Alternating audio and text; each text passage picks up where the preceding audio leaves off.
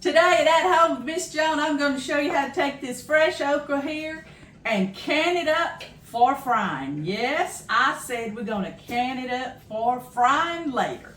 Y'all, we're doing a cold water with a splash of vinegar in it, cleaning real quick, because if you leave the okra in a bunch of water long, it's going to get slimy. I'm going to start out by making a brine hot brine that we're going to put over the okra, okay? So I've got 7 cups of water right here heating up in my deep pan. My deep boiler is what I call it, okay? And to that, I'm going to add a tablespoon and a half of plain salt, which means it does not have any iodine. If you have canning salt, you can use that, but please don't use table salt that has iodine. No iodine. You'll have a cloudy product if you do that. All right, a tablespoon and a half. Tablespoon and a half. Got it? So far we only got salt and water, and to that I'm going to add vinegar. Now you got 2 choices right here. You can use your apple cider vinegar or you can use your regular vinegar. Make sure, read the fine print on it, that it has 5% acidity. That's what you need for canning, okay? And it says it on the front of this jug right here. I'm going to use this white. I've already measured it out, and I'm using 8 tablespoons. Now, it depends on the amount of okra that you're going to can as to how much brine, you're going to use, because it's hard to estimate the okra. But here goes 8 tablespoons. 8 tablespoons of, I used white vinegar, and a tablespoon and a half of no iodine salt, and then I've got 7 cups of water. Now, if you just got just a little bit of okra, then you cut this recipe in half, okay? It's out there somewhere. I've seen it cut in half before. Or double it, whatever liquid you got to fill, you got to cover your okra when you get it in your jars, okay? With the brine. So you just make sure that you got a plenty. I've got my okra. I'm cutting out both ends. I just don't want that in my jar. And then I'm cutting it ever how thick you want it. Some people say they go up to 3/4 of an inch. I don't. I'd say that's a 1/2 inch right there. Got a whole bowl full already ready over here. I think we got a 1/2 bushel to do, but we're going to do just a little recipe just so you'll see how easy it is to can your own okra. Just say that you had a good mess and you cooked y'all some for supper and you had some left and it would run in the refrigerator before you could get to it. You can just do this a jar or 2 at a time the way I'm going to show it to you. Put it on your shelf, there it'll be, okay? Now, why you got this quart jar, Miss Joan? I'm going to actually can them in pints. It's better for preacher than me, okay? But I'm going to show you how much I'm putting in the brine. How's that? So I just cut them up and I put them in here to show you. There's 1 quart going in. For this amount of brine, I'm putting in 2 quarts of okra. I packed it down in a wide mouth jar just so you could see what I'm doing. Now, like I said, this will be a little recipe to help y'all. Now, you see how bright green it is? Because it's fresh. All right, it's actually going to change to like a lime green color. Boil it, but I actually clock it. I boil it for 8 minutes. So here we go. We're going to turn it up and let it boil. Y'all see the difference in this color right here? Totally different from that bright green we had to start with. Okay, and this boil for about 8 minutes. I'm going to fill my jars up with okra. I think I'll just use a slotty spoon to get some okra down in there. And then put some brine. Okay. Now, we don't want to squish it down in there with a spoon. I'm just going to try to tap it. See? So it can settle down a little more. I'm going to do one the whole way. Now I'm pouring some of the brine over it. Remember what a brine was? It was vinegar, no iodine salt, and if I'd pay attention, I wouldn't be pouring some of my precious brine out on the table, would I? Here we go. Now, usually I stop at a 1/2 inch headspace. I'm going to go on up, I'd say to about 1/2, and I'm just making sure that I've got brine. Now, we got to do our debubbling.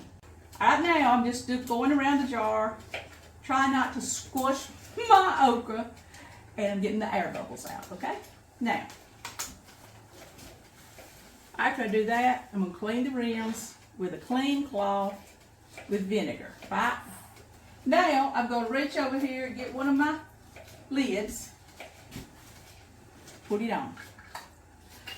Now, that's up to you whether yours is hot, but mine's hot, okay?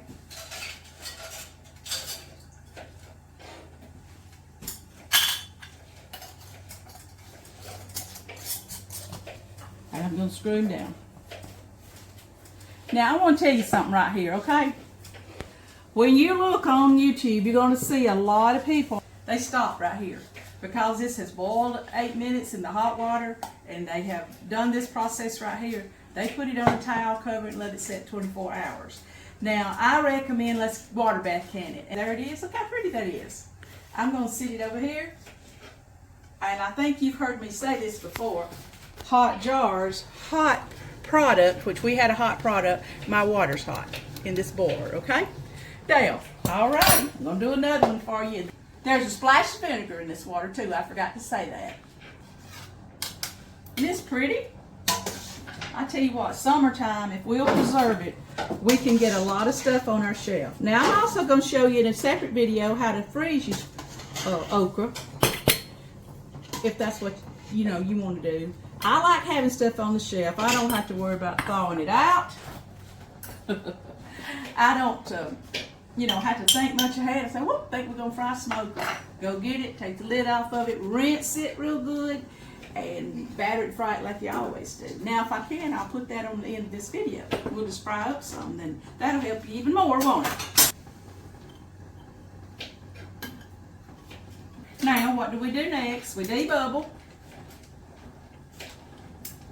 Oh, this is good. Get them bubbles out of there, Miss Joan. All right. And now we're just going to lid him up. Mama called them a seal. Got her lid, got her ring. Going down. And I've got to have this to help tighten it because it's hot. All righty. Here's another one, and it's ready to go in my nothing but boiling water, covering the jars 1 inch, and it's got a splash of vinegar in here. Why? Because we don't want discolored jars when they come out for our product. All right, there you go. This little recipe that I gave you, it only makes 4 pints because you noticed that I put 2 quarts of okra in the brine. So you need to keep that in mind and double your recipe, triple it, or whatever for the amount of okra you got. Because some of you are going to be canning a lot at one time, and I know it. But if you just got just a little bit, what Mama would call a little mess, a little mess of okra, which means just a little grouping, you can do something like this real easy, okay? I'm going to let this covered 1 inch with water, the top of the jars, 1 inch higher. I'm letting it boil. It's called Waterbath Canning. For 10 minutes. Gonna take it out and be done. It needs to cool down. For some more information, I actually counted my okra pods, depending on if they're medium or large.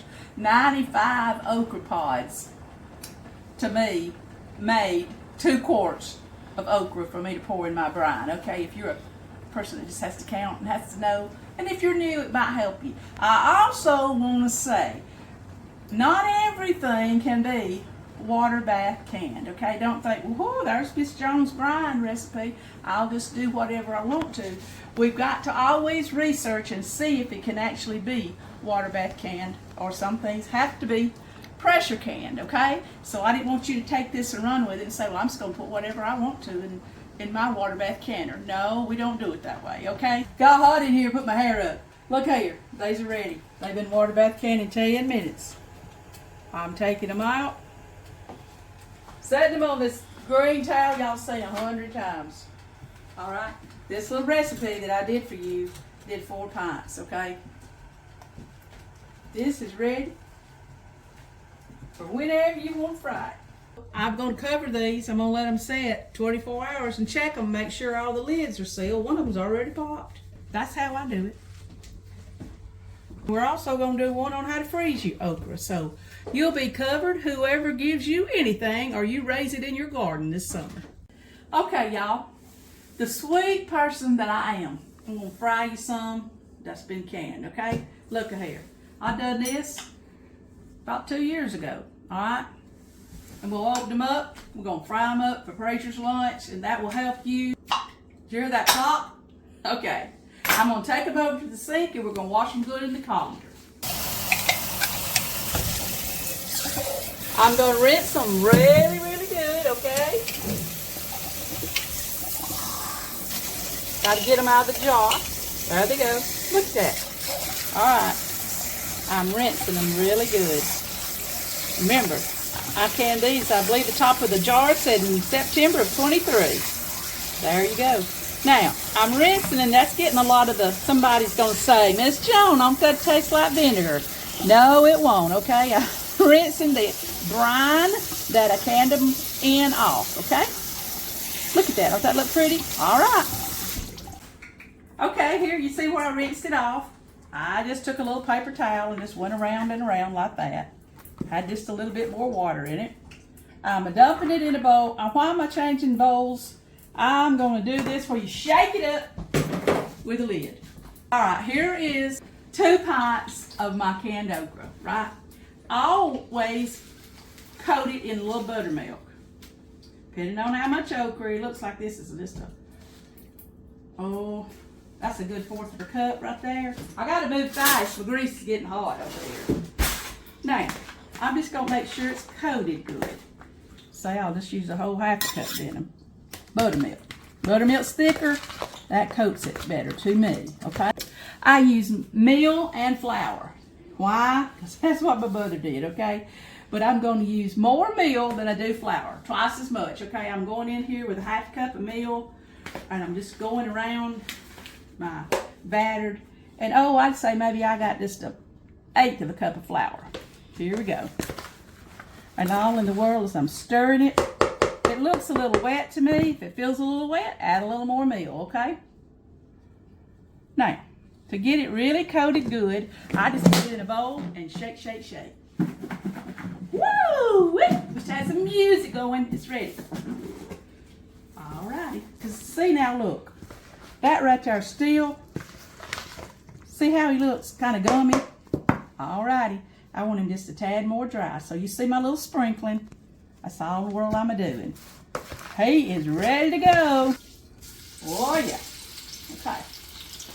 Okay, Lefty has to do a little backwards, so here we go. Now, I'm going to be separating this as it gets in there, but remember, this has been canned. Almost 2 years. Now, woo-wee. Now, this is the oil here. You use your brand you like, okay? Look at that. Here we go. Salt and pepper. And I'll do that alone, maybe 2 or 3 times. It all depends. You can do this in a regular skillet on your stove. I didn't finish my oil.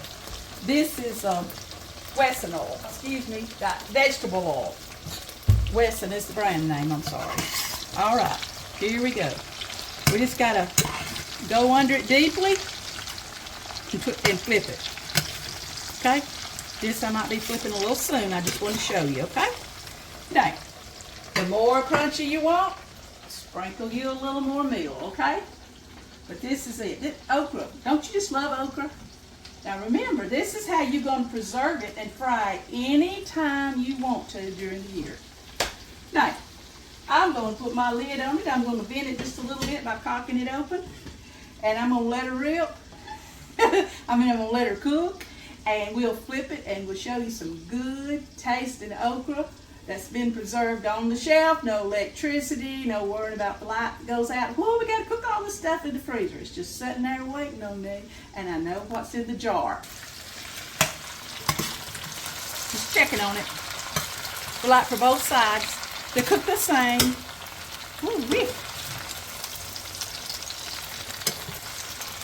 I like to get up under it and then flip it. Not squish it. Just let her cook. Woo-wee.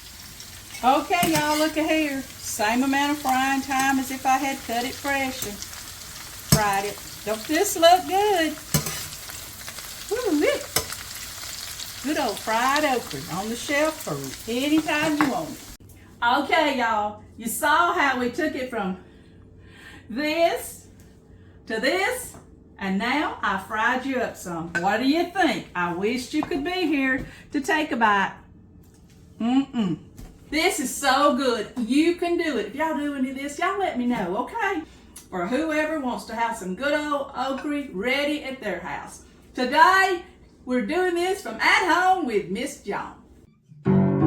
At home with Miss Joan, would you like? You know, whether you like it or not, okay?